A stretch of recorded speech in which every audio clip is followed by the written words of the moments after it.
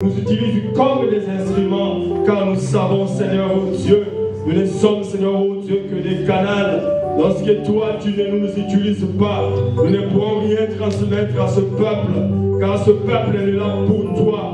Il n'est là que, Seigneur, oh Dieu, pour le salut de son âme. Il n'est pas là, Seigneur, pour regarder, pour contempler un homme. Laisse que tu sois magnifié et que tout ce qui n'est pas de toi, tout ce qui peut combattre, Seigneur, oh Dieu, ces instants, cela soit anéanti au nom de Jésus-Christ. Laisse que tu sois élevé dans le nom puissant de Jésus. Ainsi nous avons prié. Amen. Amen. Nous vous saluons tous dans le nom de notre Seigneur Jésus-Christ.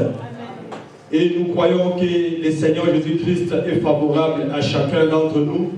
C'est pourquoi il a disposé chacun de nous à être enseigné. Il y a aussi d'autres frères qui ne sont pas là, mais nous savons que le Seigneur fait grâce à qui il veut. Nous allons faire la lecture des Écritures dans le livre de Matthieu, chapitre 6. Nous sommes dans le livre de Matthieu, chapitre 6. Nous commençons au verset 9. Nous lisons les Écritures au nom de Jésus-Christ. Matthieu, chapitre 6, verset 9.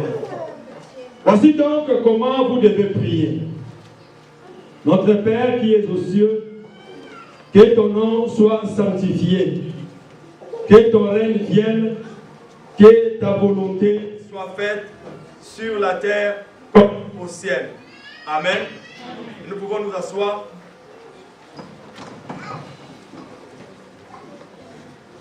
Nous allons lire encore une écriture dans le livre d'Apocalypse. Apocalypse chapitre 12. Nous commençons à partir du verset 9. Et il fut précipité les grands dragons, le serpent ancien, appelé le diable, et Satan, celui qui séduit toute la terre. Il fut précipité sur la terre, et ses anges furent précipités avec lui. Et j'entendis dans le ciel une voix forte qui disait: maintenant le salut est arrivé, ainsi que la puissance, le règne de notre Dieu et l'autorité de son Christ. Car il a été précipité, l'accusateur de nos frères, celui qui les accusait devant notre Dieu jour et nuit. Et ils l'ont vaincu à cause du sang de l'agneau et à cause de la parole de leur témoignage. Ils n'ont pas aimé leur vie jusqu'à craindre la mort. C'est pourquoi réjouissez-vous, cieux, et vous qui habitez dans les cieux. Malheur à la terre et à la mer, car le diable est descendu vers vous, animé d'une grande colère, sachant qu'il a peu de temps. Amen. Amen. Nous sommes en train de parler depuis un moment sur un sujet que par la grâce de Dieu nous avons trouvé que c'est un sujet important. C'est un sujet important pourquoi? Parce que lorsque les hommes marchent sur cette terre, la première des choses que nous devons savoir que celui qui a placé l'homme sur la terre, c'est Dieu. Pourquoi Dieu a placé l'homme sur la terre? Dieu a voulu exprimer ce qui était dans les cieux. Parce que vous devez le retenir, vous devez le savoir, que Dieu qui est esprit, lorsqu'il crée tout ce qu'il a créé, la Bible dit dans le livre de Proverbes chapitre 16 qu'il a créé toutes choses pour un but. Dieu a créé toutes choses pour un but. Le but de Dieu était de pouvoir apprendre aux hommes, apprendre à la création, que lui, Dieu qu'on ne voit pas, est exprimé par ce qui est visible. Raison pour laquelle même, Paul dit dans Romains que la création exprime réellement ce qui est caché exprime réellement, l'ouvrage de Dieu exprime réellement ce qui est caché dans Dieu. Mais tu vas comprendre que toute la création, lorsque Dieu le manifeste, Dieu qui nous aime beaucoup, il a voulu nous mettre en nous son souffle. La Bible dit dans Genèse que Dieu crée l'homme à son image et à sa ressemblance. Vous avez eu l'enseignement en ces lieux que créer l'homme à l'image et à la ressemblance, il y a l'homme qui est créé à l'image et à la ressemblance de Dieu, et il y a l'homme qui est formé de la poussière de la terre. Mais la Bible dit, lorsque Dieu a formé l'homme de la poussière de la terre, il souffla dans les narines de l'homme. L'homme devint une âme vivante. Et cet homme-là, que nous avions appelé et que la Bible appelle Adam. Adam qui veut dire celui qui est tiré de la terre. Adam, c'est l'échantillon de la terre. Adam n'est pas toute la terre. Dieu a pris la terre. Dans la terre, il a tiré un échantillon qu'on a appelé Adam. Mais dans l'échantillon qu'on a appelé Adam, Dieu a voulu apprendre à toute l'humanité tout ce qui devrait arriver par la suite. Tu dois savoir, frère, tu ne peux pas comprendre Dieu si tu n'as pas encore maîtrisé l'échantillon de Dieu. Dieu est un sage architecte. Avant de commencer une œuvre, avant de bâtir, il doit toujours faire une maquette. Lorsque tu n'as pas compris la maquette, tu vas taper à côté. Tu vas aller loin de la volonté de celui qui a voulu que tu puisses comprendre réellement sa pensée. C'est pourquoi lorsque nous venons en ces lieux et que nous voulons comprendre la parole de Dieu, nous ne pouvons jamais chercher à avancer dans cette parole sans pour autant nous référer à ce que Dieu a montré déjà dès le départ. Nous avions dit avec vous que lorsque les disciples ont marché avec le Seigneur a suscité dans le cœur des disciples. Parce que la Bible déclare, ce n'est que Dieu qui crée au-dedans de nous le vouloir et le faire. C'est-à-dire que tu peux avoir un désir. Le désir monte dans ton cœur. Ce désir-là, c'est le désir que Dieu fait monter dans ton cœur. Parce que lorsque nous avions lu avec vous Apocalypse 12, aujourd'hui, nous allons aussi vous parler de comment est-ce que Dieu travaille dans son royaume et comment est-ce que l'ennemi aussi parallèlement cherche aussi à travailler. Mais toi, un enfant de Dieu, tu dois savoir que lorsque la pensée monte dans le cœur d'un enfant de Dieu, la pensée du cœur de l'enfant de Dieu doit être la pensée qui monte, qui vient de Dieu. Mais seulement, lorsque cette pensée vient, tu dois toujours avoir les modèles. Raison pour laquelle les disciples avaient une bonne pensée dans leur cœur. La pensée était de prier. Ils sont venus demander au Seigneur. Mais nous vous avions dit, avant même que les disciples demandent au Seigneur, apprends-nous à prier. Les disciples ont d'abord commencé à écouter Jésus. Jésus a enseigné, il a enseigné, il a enseigné. Les disciples avancent. Après, ils ont eu le désir dans le cœur, demandant au Seigneur, apprends-nous à prier. Lorsque le Seigneur écoute cette pensée, cette préoccupation, le Seigneur savait qu'il arriverait un moment où il devait leur apprendre à prier. Mais tu vas comprendre que la prière, il a dit, lorsque tu prieras, regarde comment est-ce que tu vas prier. Notre Père qui es aux cieux, que ton nom soit sanctifié, que ton règne vienne, que ta volonté soit faite sur la terre comme au ciel. Donne-nous aujourd'hui notre pain quotidien. Pardonne-nous cette prière-là aujourd'hui, beaucoup en fait une récitation.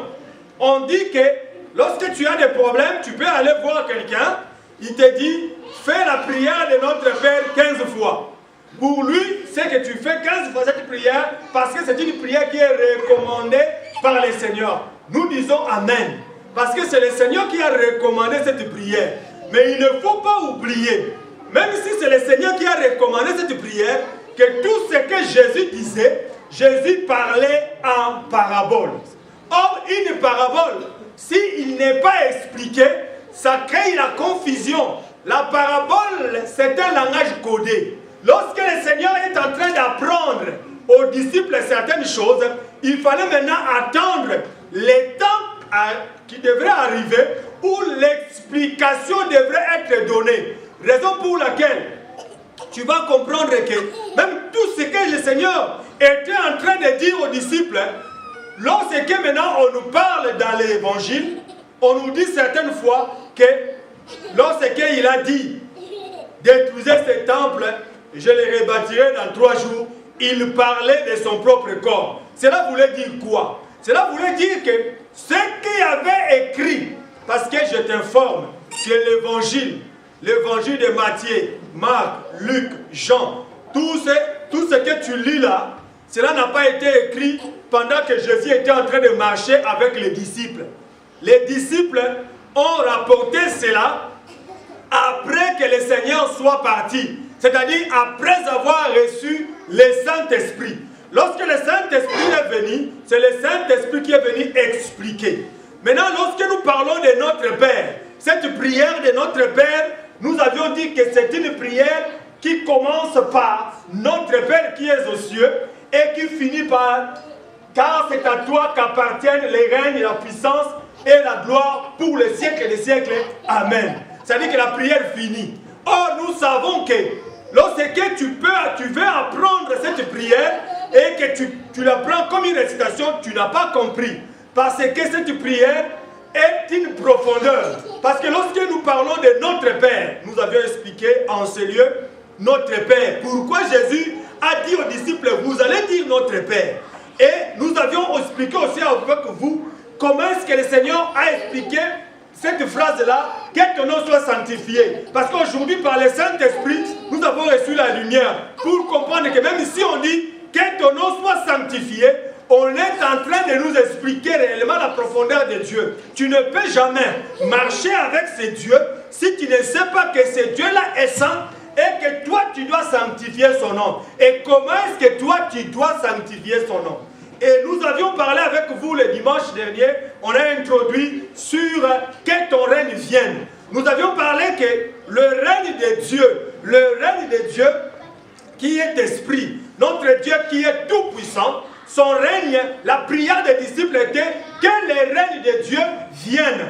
Pourquoi les disciples devraient demander le règne de Dieu? Parce que les disciples, selon la Bible, dans le livre de Jean chapitre 17, selon la Bible, les disciples étaient restés sur la terre. Jésus a fait la prière disant que je ne te prie pas, Père, de les ôter de la terre, mais que tu les gardes dans ta parole. C'est-à-dire que les disciples étaient restés sur la terre. Or, comme les disciples étaient restés sur la terre, les disciples ne peuvent pas rester seuls.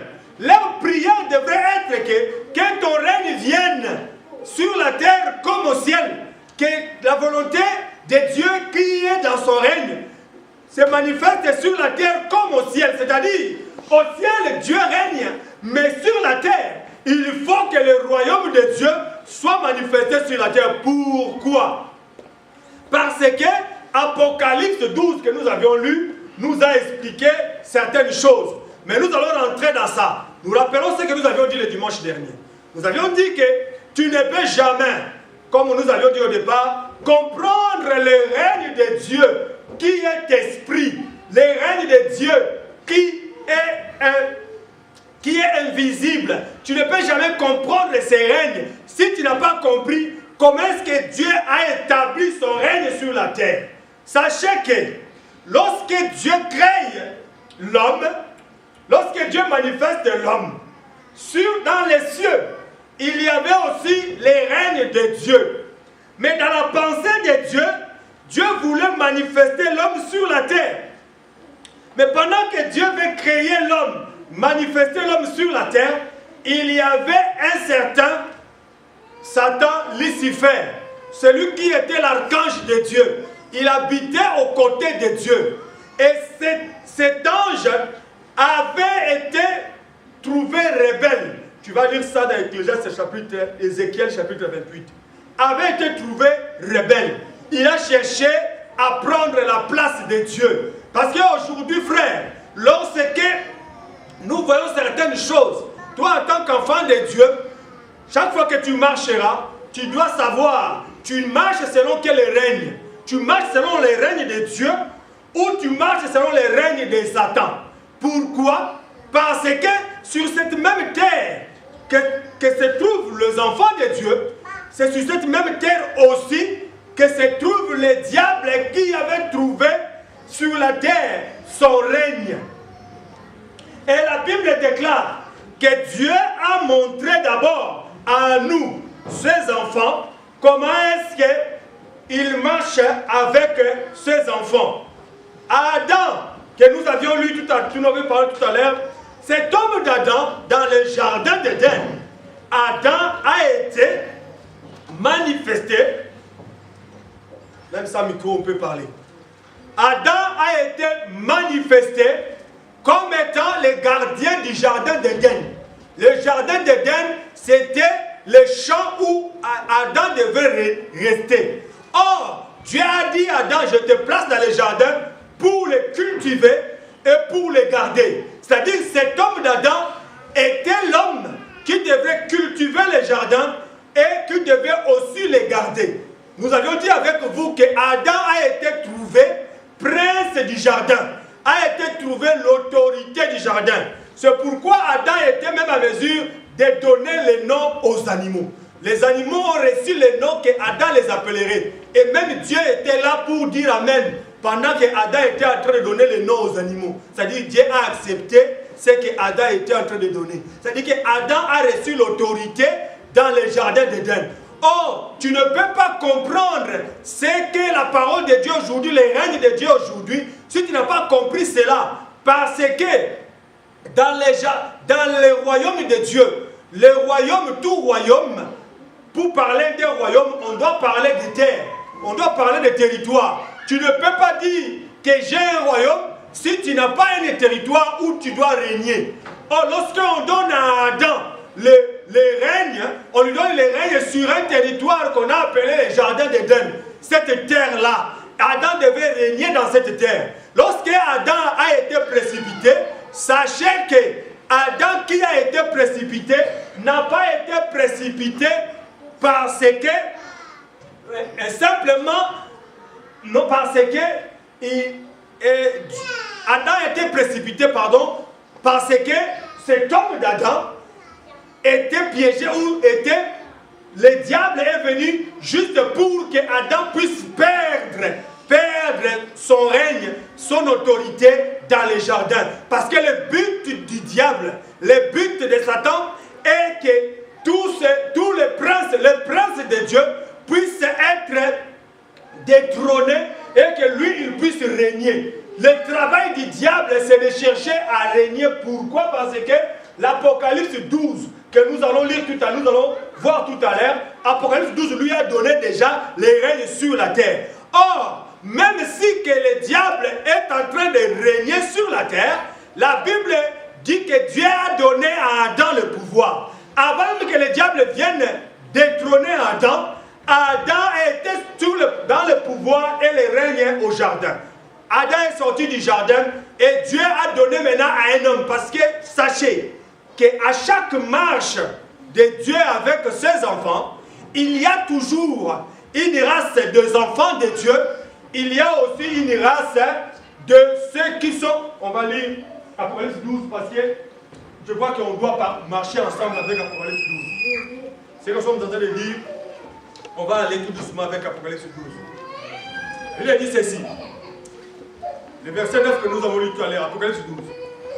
Et il fit précipiter les grands dragons. Il fit précipiter les grands dragons, les serpents anciens, appelés les diables et Satan, celui qui séduit toute la terre.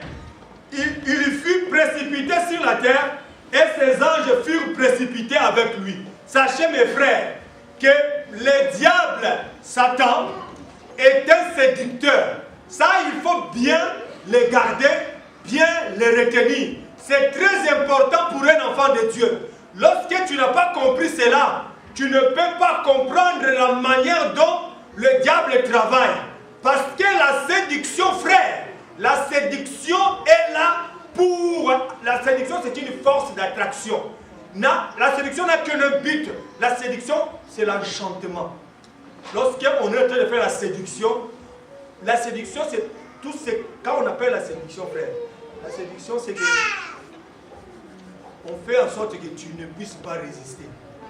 Amen. Amen. Lorsqu'on parle de la séduction, on va rassembler tout ce qu'il faut pour que toi, tu ne résistes pas. Amen.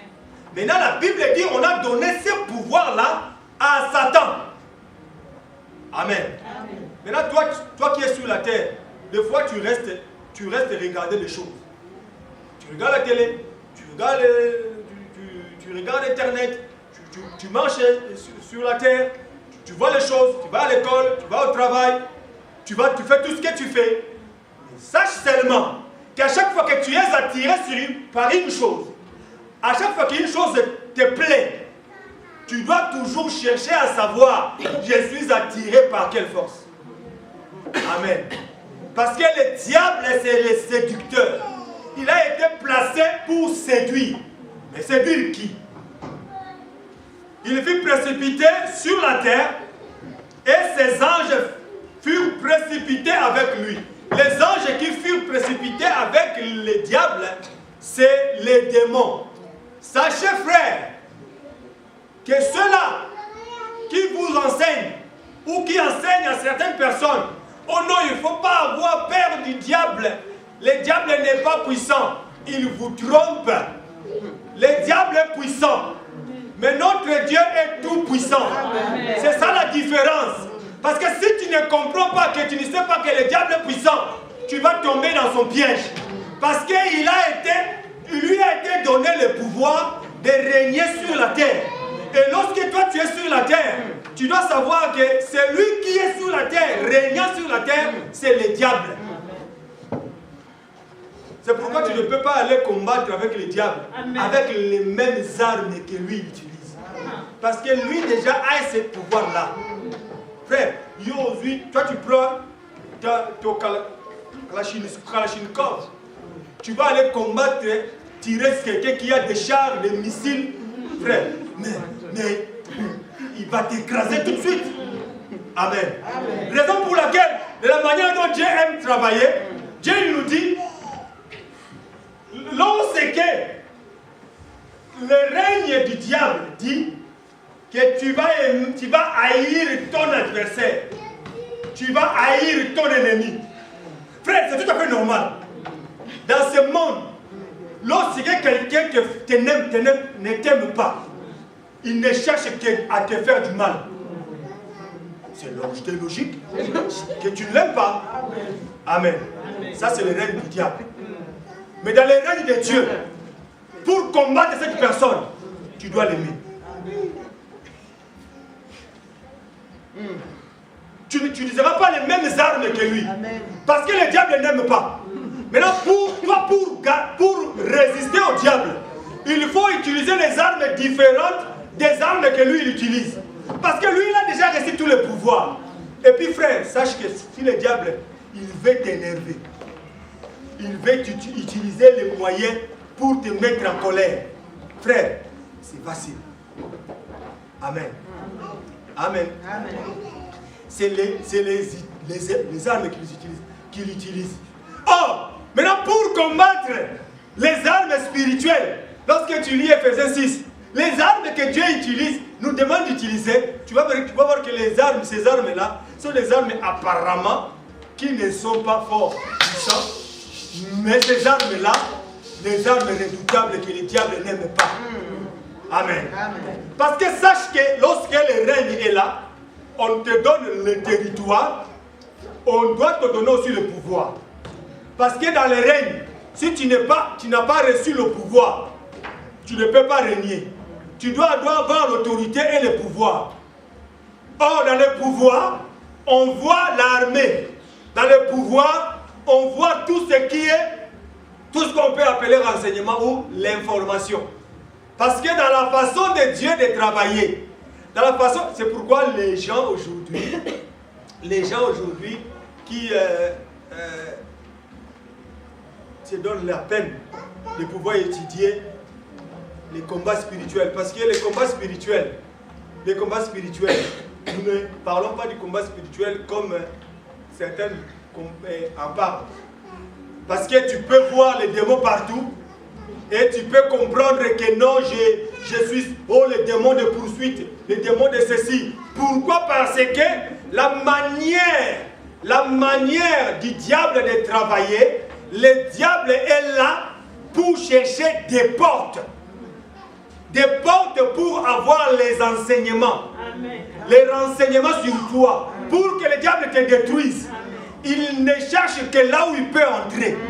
Lorsque toi tu n'ouvres pas les portes, il n'entrera pas. Amen. Sache que c'est frère, dans tout royaume doit avoir aussi. C'est pourquoi frère, dans ce monde,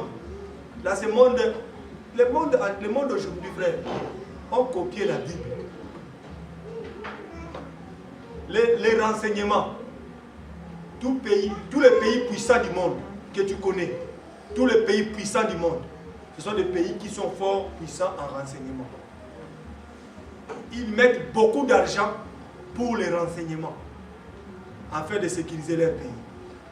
Et c'est dans la Bible comme ça. Même tu regarderas, comme nous avions dit avec vous, que Israël, c'est le prince de Dieu.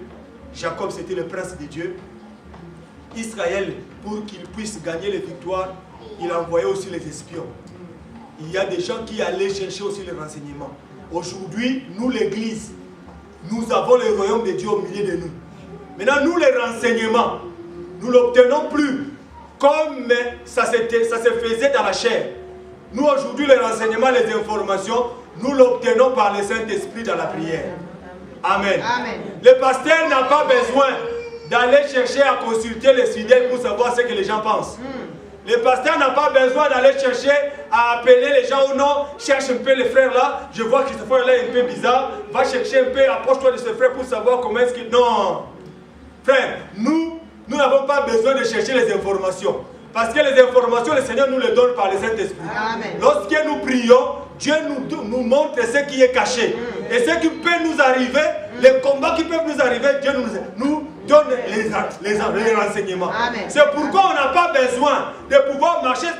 C'est pourquoi nous voulons parler de ça. Parce que lorsque tu comprends les royaumes de Dieu, tu vas comprendre que de la même manière que Dieu travaille, de la même manière aussi parallèlement que le diable travaille. Et toi, un enfant de Dieu, tu dois faire très attention. Très attention. Pourquoi? Parce que tu peux risquer de marcher avec le diable, croyant que tu marches avec Dieu. Parce que le diable ne peut jamais se fatiguer. Pourquoi? On va continuer Apocalypse 12.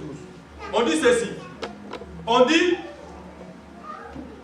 et j'entendis, verset 10, et j'entendis dans les ciels une voix forte qui disait, maintenant le salut est arrivé, ainsi que la puissance, le règne de notre Dieu et l'autorité de son Christ, car il a été précipité, l'accusateur de nos frères. C'est lui qui les accusait devant notre Dieu jour et nuit. C'est là, frère, c'est-à-dire que lorsque le diable a été précipité, c'est en ce moment-là que Dieu prépare aussi le plan de la rédemption pour sauver